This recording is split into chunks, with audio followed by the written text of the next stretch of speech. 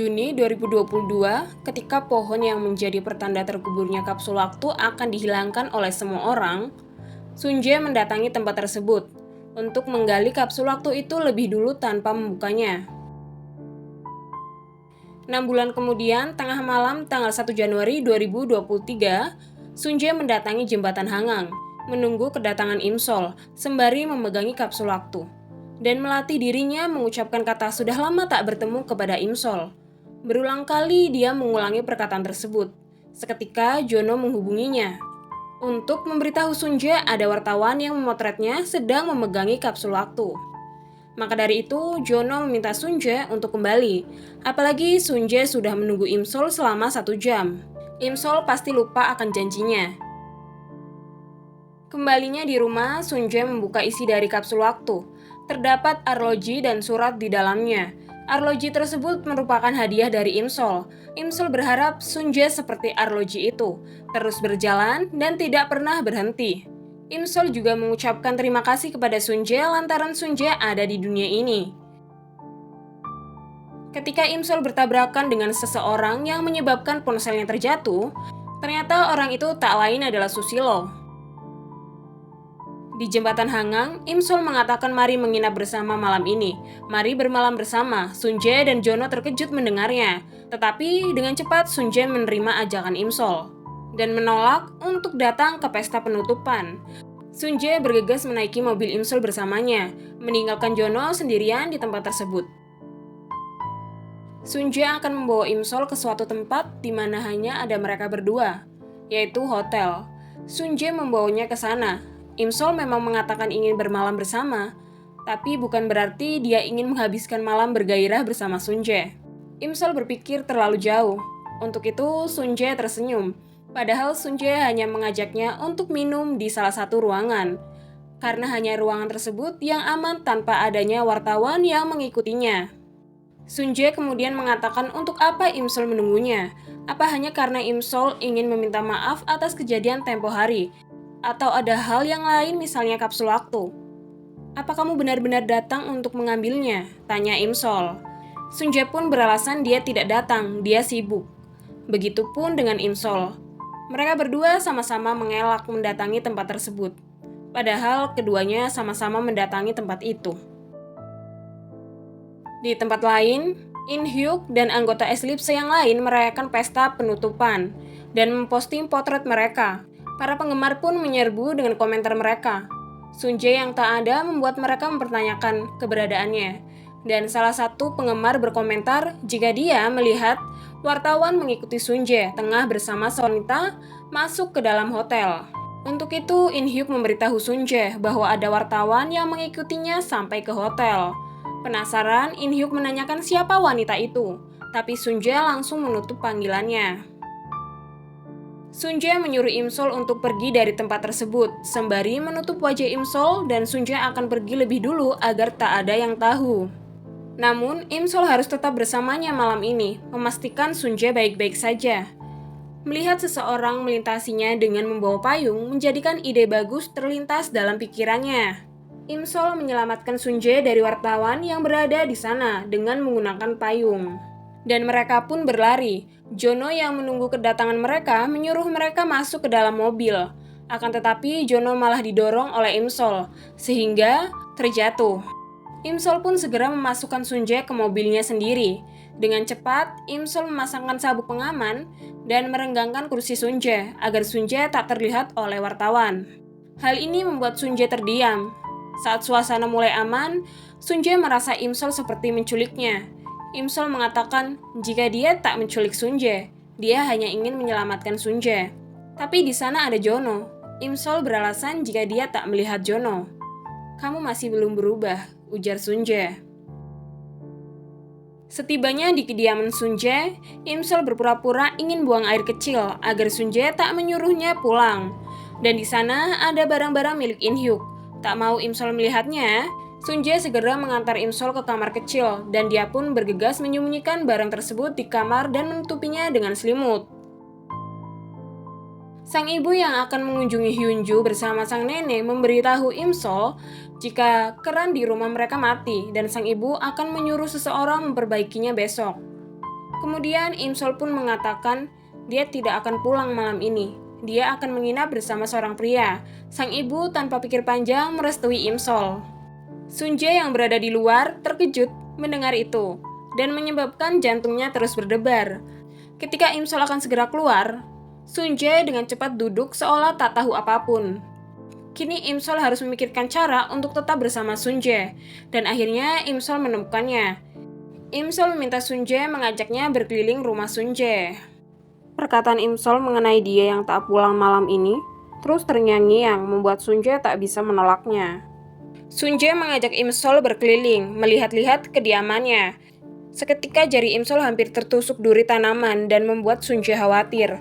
Sunjae tak berubah, dia tetap mengkhawatirkan Imsol. Kemudian Sunjae meminta Imsol untuk kembali ke rumah, membuat Imsol beralasan jika dia ingin memakan makanan terlebih dahulu karena lapar. Selepas itu, Imsol akan pergi. Di tempat lain, Jono menceritakan kepada In-hyuk bahwa wanita yang bermalam bersama Sunjae adalah Imsol.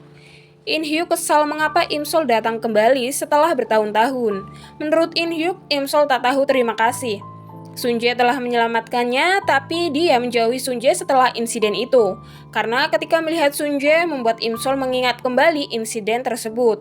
Tapi Sunjae sampai saat ini masih menyukainya. Sunjae memasak makanan untuk Imsol. Sunjae beralasan dia sedang diet, jadi Sunjae tak ikut memakannya. Ketika makanannya hampir habis, Imsol berpura-pura tidur agar Sunjae tak menyuruhnya pergi. Akan tetapi Sunjae mengetahuinya dan berkata, "Apa kamu benar-benar akan menginap di sini? Apa kamu tidak akan pulang malam ini?" Imsol akhirnya menjelaskan jika dia khawatir Sunjae akan mati malam ini. Sunjae berpikir itu pasti bagian dari mimpinya juga. Kamu masih belum berubah. Tapi mengapa Imsol peduli setelah sekian lama? Secara bersamaan dengan pertanyaan itu, Imsol tak sengaja menumpahkan makanannya ke bajunya, menjadikan bajunya kotor. Dan Sunjae pun segera membawa baju ganti. Imsol bisa menggantinya di kamarnya, sedangkan Sunjae akan menunggu. Seketika Sunjae teringat tentang kapsul waktu itu berada di sana. Dia pun menyuruh Imsol untuk keluar setelah mengganti pakaiannya. Sunjae dengan cepat menyembunyikan kapsul waktu menggunakan selimutnya. Di saat yang sama, Imsol kembali untuk mengambil bajunya yang kotor. Dan tak sengaja melihat Sunjae menyentuh barang In-hyuk. Dengan tegas, Sunjae mengatakan itu bukan miliknya. Imsol tak masalah, itu hal yang wajar. Sunjae tinggal sendiri di sana. Dan Sunjae mengoleksinya untuk menemaninya. Kemudian Imsol ingin melihatnya. Jelas Sunjae tak memperbolehkannya. Mereka pun saling tarik-menarik satu sama lain. Sampai akhirnya mereka terjatuh bersama dan saling memandangi satu sama lain. Saat itu pun In-hyuk datang. Dengan cepat Sunjae menyembunyikan Imsol di lemari. In-hyuk mendekati Sunjae dan mempertanyakan siapa wanita yang baru saja dia lihat.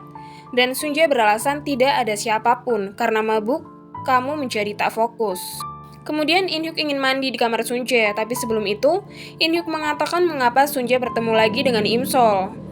Setelah Imsol menjauhinya karena insiden itu. Apa kau tidak ingat saat kau mabuk? Sunjae setiap mabuk dia akan menyebut nama Imsol, datang ke tempat-tempat yang pernah dikunjunginya dengan Imsol. Dan saat terakhir kali Sunjae mabuk, dia memutuskan untuk melupakan Imsol.